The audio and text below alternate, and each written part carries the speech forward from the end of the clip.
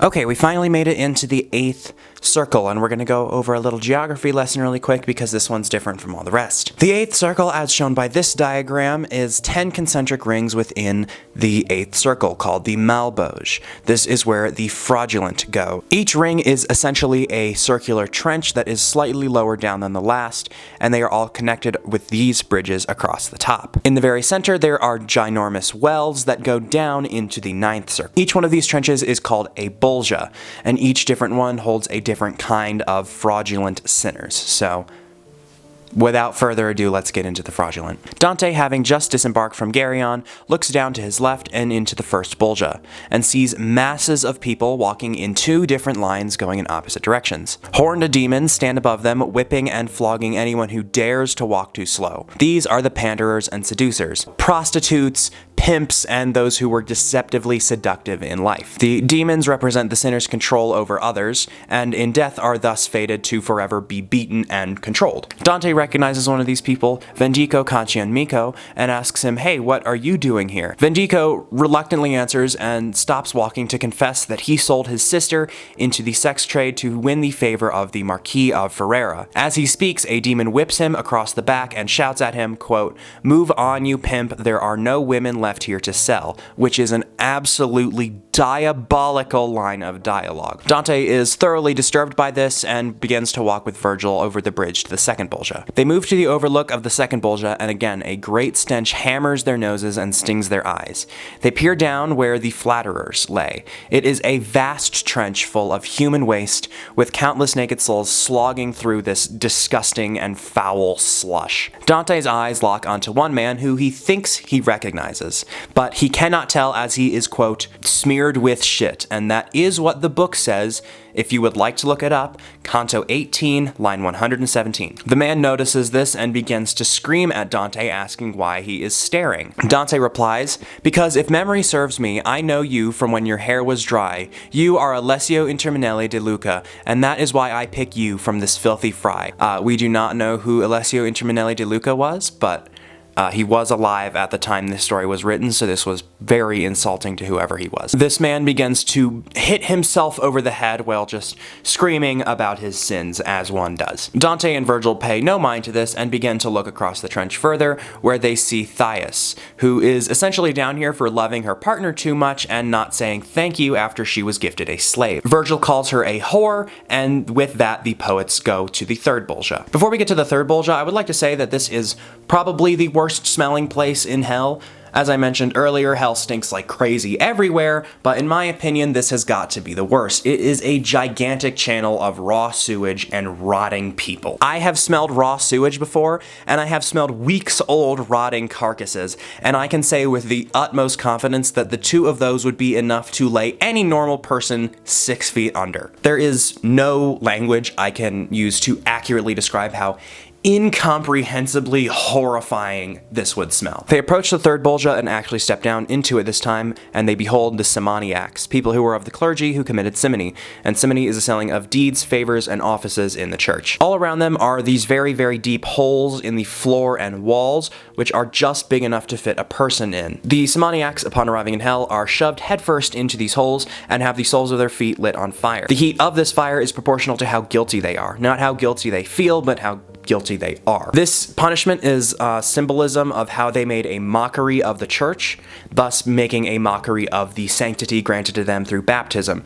So now they have been placed into this reverse infernal baptism as a punishment for all eternity. The poets walk around for a while, and Dante notices one of these simoniacs is kicking and screaming a lot louder than everyone else, and he becomes interested. It is at this point I think Virgil picks up Dante and carries him down the bolge further. The book says, "Thus the good master bore me down the dim and rocky slope and did not put me down till we reached the one whose legs did penance for him." I don't know, I think that might be one of the weirdest details in this book, is that halfway through, Virgil just picks up Dante and begins to carry him around. They approach the sinner and ask if he can speak, to which he responds, "Yes, Boniface, is that you?" Pope Boniface was the current pope at the time that Dante was alive, which means that this guy in the tube is a different pope, meaning that not only did this pope fully expect the next pope to end up in hell with him, but this seems to be the dedicated pope area in hell.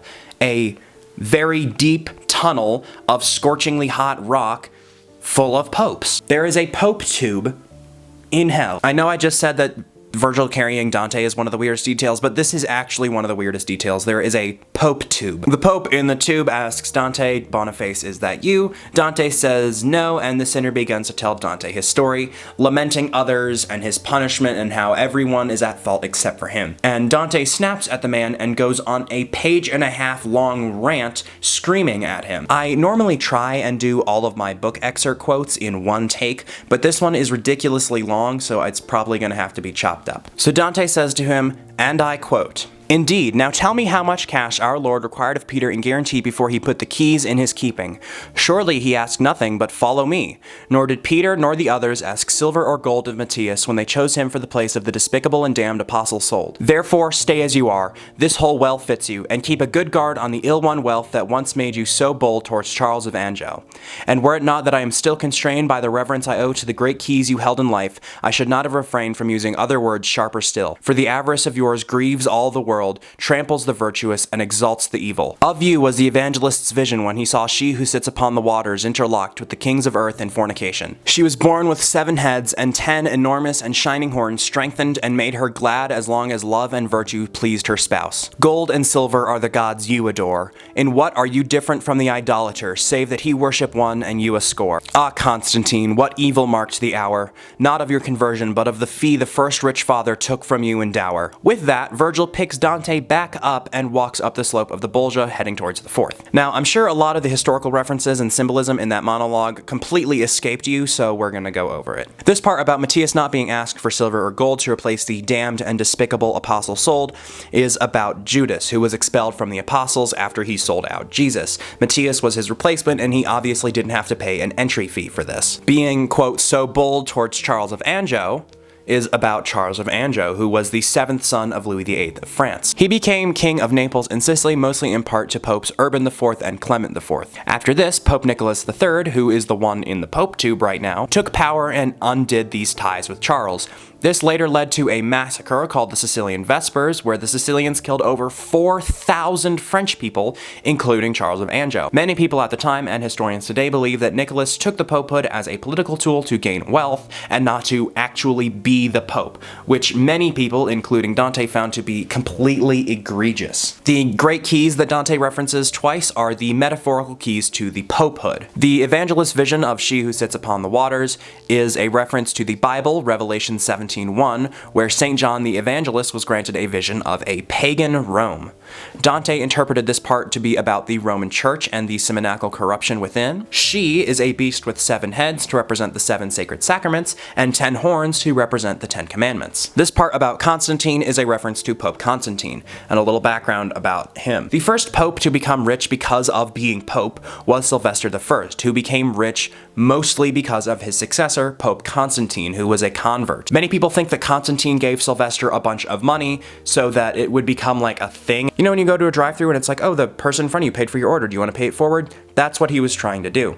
And it worked. Because it worked, Dante blames him for making the popehood an opportunity to become wealthy instead of being a religious figurehead. So essentially, this whole thing is just Dante absolutely slamming on the previous pope because he had a lot of moral disagreements with him. They pass onto the 4th bridge overlooking the sorcerers. Dante looks down and sees all of the sinners walking around in a giant circle, each with their head turned backward and weeping. Dante pities the ones he recognizes. Amphiaraus, who is essentially in hell for getting a vision of his death and trying to prevent it because that is sorcery. Tiresias, who is a magician from Thebes, he once took 2 snakes and slammed them together and turned into a woman. 7 years later, he found 2 snakes mating and pulled them apart, and he turned back into a man, so this is sorcery and he's in hell. Aruns, he was allegedly able to see the future. He foresaw many historical events like the death of Caesar, and I guess that also counts as sorcery. The book says Eurypylus, but this is the wrong guy because Dante confuses historical figures again. Michael Scott, and can we just be mature for 1 second here? This is not the guy from The Office. This is a 13th century scholar who studied the occult, which Dante said yeah, that counts as sorcery. Not the guy from The Office, even though it is pretty funny to think that he's in hell for witchcraft. Guido Bonatti, who was a 13th century astrologer and diviner who worked for Guido de Montefeltro, and Asdente, who was another 13th century diviner. Virgil scolds him for pitying the sinners and then spends the rest of the canto on a very long and very unnecessary recount on the founding of his home city. This is completely irrelevant to the story, and we're not going to be going over that. So all you really need to take away is that Michael Scott is in hell for witchcraft, and you should not feel bad for him. They pass onto the 5th Bolge's bridge, overlooking a massive pit of boiling tar. This is where the grafters go, the sticky tar a symbol of their sticky fingers in life. As they walk, they see a demon fly in carrying a sinner, and then the demon proceeds to just throw him into the boiling tar. Virgil sees a pack of demons ahead and tells Dante, "Here, hide behind some rocks while I go talk to them." He does so, and after a while, Virgil calls for Dante to come forth. He walks up to Virgil, who is standing on a ledge with a group of demons. One of these demons, who is named Malebolge, tells the poets, "Hey, one of the bridges in front of us is broken and you won't be able to cross, as it was destroyed when Jesus came and passed through hell and took some people out, as we mentioned a while ago." Malebolge tells them that they will be escorted by several other demons, to which he summons his companions, who have an interesting assortment of names. I don't really know how Dante knows these names. They don't introduce themselves, certainly, so whatever. Their names are Grizzly, Helkin, Dead Dog, Curlybeard, Grafter, Dragontooth, Pigtusk, Catclaw, Cramper, and Crazy Red, which is a very strange assortment of names. Some of them are certainly fitting for a demon like Grizzly, and some of them I'm not on board with. Curlybeard, the demon. Curlybeard, the demon.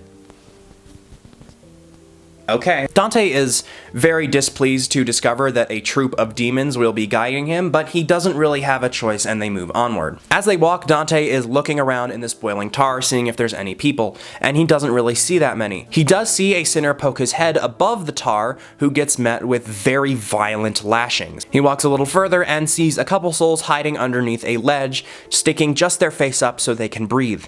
But the sinners see the demons coming and decide to duck back under the boiling tar, because whatever the demons do to them is going to be worse than drowning in boiling tar. One of these sinners does so too slowly, and some nearby demons begin to reach for him, but Curlybeard, because of course it had to be Curlybeard, holds them back while Virgil begins to question the man. The man speaks of his sins and mentions Friar Gomita of Gallura and Michael Zanche de Lagodro. Friar Gomita was a political leader and a small part of the Pisan Empire in the 1300s who used his position to gain wealth, presumably through embezzlement. He was hanged for this. And Michael Zanche de Lagodro was a vicar of Lagodro in the late 1200s who forced a widowed queen into a divorce so he could marry her and gain the king's power. He was later murdered by his son-in-law, Branca de Oria. This sinner tells one of the demons, "Hey, come down here," and for some reason one of these demons obliges. Suddenly, the man leaps out of the tar and grabs onto the demon and begins to pull it under. The demon springs back into the air, dragging the man with it. They wrestle and thrash around in the air for a brief moment before the sinner wins and drags the demon down into the boiling tar with him. Helkin and Grizzly both leap forward to try and stop this from happening, but it is too late. Curlybeard begins to shout at other demons to do something, so they begin retrieval efforts, I guess. Dante and Virgil become nervous of this commotion, and they are now surrounded by agitated demons, so they make a run for the next Bolgia. One of the demons sees them beginning to flee and starts to chase them, but Virgil scoops up Dante again, and they narrowly escape and slide down a steep face into the 6th Bolgia, which is, like, narratively thrilling. Like, ooh, they narrowly escaped the demons, but what a terrible idea, Virgil. What if that was another pit of boiling tar and you just threw yourself and Dante in there? Then what? Come on, man. Anyway, the 6th Bolgia is where the hypocrites go. The hypocrites are all wearing these very beautiful and opulent, shimmering golden robes. But upon closer examination, the inside is lined with lead, causing these robes to be unbelievably heavy. This is a metaphor for their lies and hypocrisy in life. The outside gold, shimmering, beautiful, amazing robes is a symbol for who they pretended to be, but the lead underneath represents their true self, blackened and weighed down by the lies and sin. The hypocrites are all kind of just walking around, and two of them walk up to the poets and begin talking to them. One of the sinners points to a man crucified to the ground nearby and explains that this is Caiaphas and that they must walk over him with their heavy robes for all of eternity, crushing him slowly in the process. Caiaphas was the high priest of the Jews who was directly responsible for the crucifixion of Jesus. Dante obviously didn't like him for this and punished him to bear the weight of the world's hypocrisy, literally, for all of eternity. Virgil asks, hey, we kind of just jumped in here, is there a way to get out? And one of the sinners tells him, oh yeah, it's over there. The dialogue in this part reveals that Malebolge was a liar, because of course he was. The bridge that he claimed to be broken is fine, and he was just trying to trick the poets for whatever reason.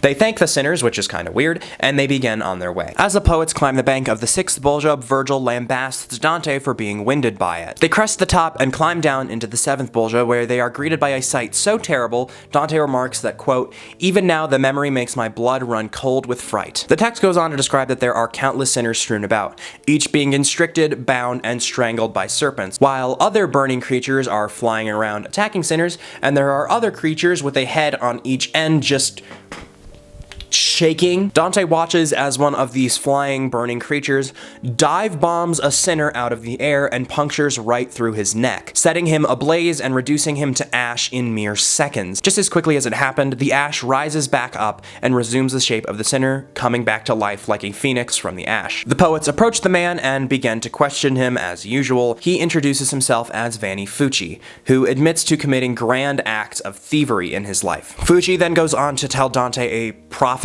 of Florence. This story takes place in 1300, so the events that Fucci prophesizes have already actually happened when Dante was writing this, but he was writing it before it happened, so it was a prophecy. Fucci begins to literally shake his fist at God, and this causes even more of the serpents to wrap themselves around him, which only makes him scream louder. Suddenly, a centaur shows up. The centaur then sees that the guy who is screaming is Fucci, and goes, oh yeah, him, and leaves. While this goes on, Virgil is telling Dante, oh yeah, this centaur is Caucasus, and he is in this Bolge instead of the river of blood from earlier, because he stole some cattle from Hercules, so thievery. This is the thief pit, by the way. This is the trench for thieves. They turn around to find 5 people standing there, and startled, Dante is like, who are you? As usual, they introduce themselves as Agnello, Cianfa, Buoso, Francesco, and Puccio. And this is where it takes a very sudden turn and becomes really weirdly surreal, so apologies. Cianfa suddenly turns into a 6-legged lizard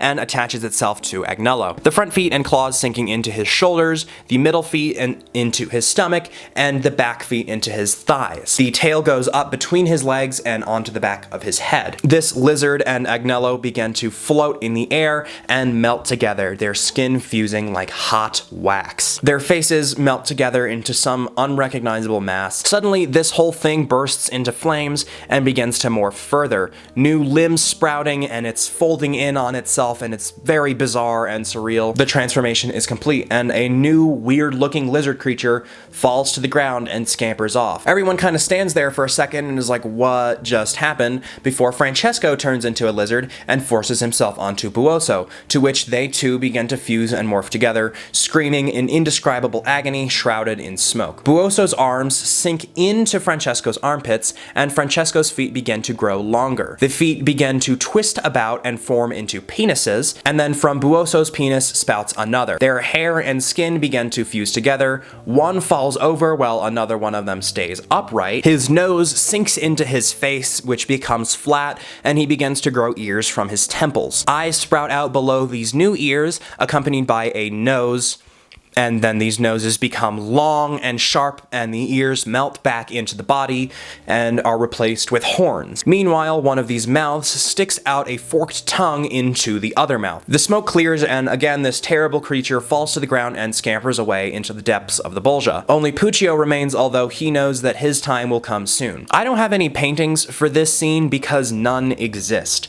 This is a very bizarre and weird scene, and I don't really know how I would paint it anyway. This part was exceptionally difficult to read and transcribe into a summary because it was written like a poem. I had to read it like a dozen times so I could understand what Dante was going for, and the original text is pages and pages long of very verbose and somehow vague poetry. It took hours just to get this part down.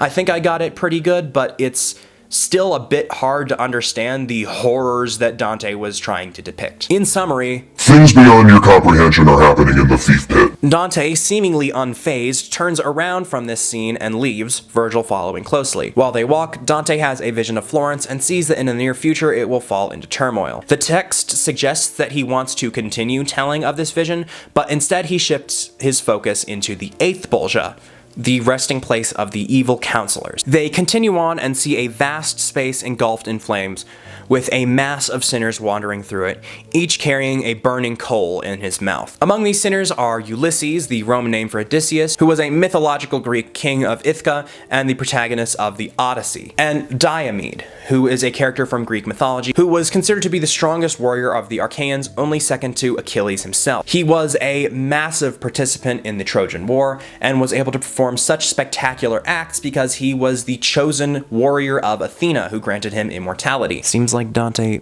didn't know that. These two are down here for doing the Trojan horse thing, and they feel bad or something, I don't know. The rest of the canto is Ulysses giving a lengthy recount of his death, and it's not really relevant to the story.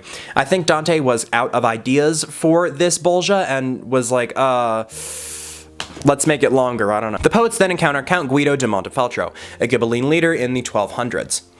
Not to be confused with the army general Guidobaldo de Montefeltro. Guido overhears them speaking Italian, and thus they are from Italy, just like him. He asks, hey, how's Italy doing? And Dante's like, well, kind of war-torn right now. Guido is very upset about this and spends the rest of the passage talking about how Pope Boniface VIII persuaded me to sin and vice versa, and he for sure is going to hell. Pope Boniface VIII was the pope at the time Dante was alive, and Dante did not like him. He had a very heavy ruling hand, and that caused a lot of fights and disagreements in the church. There was basically nothing that this guy did that Dante liked, and it was an insanely bold move to say that a still living pope was going to hell, especially in the 1300s. This very well could have gotten Dante executed. Anyway, the poets step into the 9th Bolgia, and Dante is immediately horrified with what he sees before him. He describes it as being the carnage of every war that has ever happened, with an innumerable amount of dismembered bodies strewn about, demons flying around, tearing sinners limb from limb, ripping their stomachs open, letting their organs spill out, and the sinners are kind of just trying to collect them and shove them back in. This Bolgia is where the sowers of discord go, those who tore others apart in life, literally and metaphorically, and so they are now damned to forever be torn apart as a punishment. Dante looks below him and sees what he describes as more than 100 sinners being forced to march along through the carnage, which I feel like 100 is not that many, really. Like, for dramatic effect, he could have been like, oh yeah, there were 10,000 of them, but no, 100. One of these sinners hears Dante and Virgil talking and shouts up, hey, you know my friend, right? Tell him to turn from his wicked ways and repent, or else he'll end up here too. Another one of these sinners, who has a slit throat, no nose, and giant holes in the side of his head where ears were, turns to see what this other guy is screaming at. He recognizes Dante and turns to the man beside him and pries open his jaw. This man tells Dante that this guy can't speak, and what he did is so horrible, and he is someone so evil that not even Neptune has seen something like this. This man is Curio, who more or less started the Roman Civil War, and is thus responsible for all of the atrocities committed during it, right? That totally makes sense. A final sinner walks under them. Dante notices the man does not have a head on his neck, but is instead carrying it by the hair. The headless man stops and turns to the poets, and holds up the head closer so that he can be heard, which is just so jarring. The man introduces himself as Bertrand de Born and tells Dante, should you ever see the sun again, tell the world that I am sorry. Bertrand de Born was a knight of Provence. He allegedly caused King Henry II to have a spat with his son, which counts as sowing discord, I guess. Virgil begins to walk towards the 10th Bolgia, but Dante stays behind and spots someone he knew in life and begins to feel sorry for him. Virgil will have none of this and whisks Dante away into the 10th Bolgia, the resting place of the falsifiers. They peer down into the pit and see that the sinners are infected with some horrible pestilence, their flesh rotting off the bone. Many of them are covered in so many scabs it is described as armor. They are constantly picking and tearing at them, trying to relieve the pain. The poets begin to talk to two of the sinners, who were alchemists in life, who used their skills to fabricate silver and gold to trick higher powers. Just after the second guy finishes talking, talking, two sinners run up behind him, both biting into his neck and dragging him away. The first sinner recognizes these guys and tells the poets that, oh yeah, in life they would impersonate others for their own gain, specifically political and religious figures. They continue walking and see another soul inflicted with a similar illness, leaving him largely immobile and immensely thirsty. This man was known by Dante to be a counterfeiter who sold 21 karat gold as 24 karat, causing the market to become inflated.